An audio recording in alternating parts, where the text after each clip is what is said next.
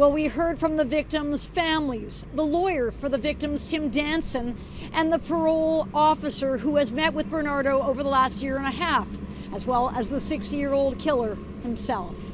Bernardo, who was wearing a blue short-sleeve shirt and has let his blonde hair grow out since the last parole hearing, told the board his self-described, quote, horrific crimes were about power and control due to being rejected as a child. Bernardo was convicted of the kidnapping, sexual assault and murders of 15-year-old Kristen French and 14-year-old Leslie Mahaffy in the early 1990s in St. Catharines.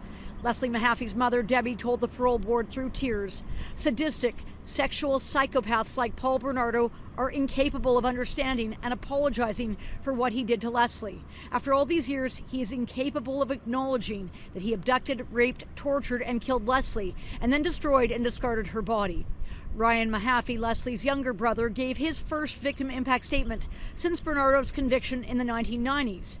And Kristen French's mother, Donna, said, "The worst nightmare I still have to contend with is the thought of another sweet, innocent child having to go through what Kristen, Leslie, and the other victims all went through.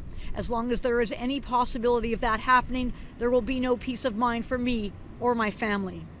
Bernardo's parole officer at La Macasa Institution in Quebec told the board since his arrival at the medium security prison in May 2023, he has remained compliant, adjusted well, and completed sex offender treatment. But the officer said, quote, he overestimates his progress and underestimates the work that needs to be done. There is no supervision strategy to manage the risk he presents.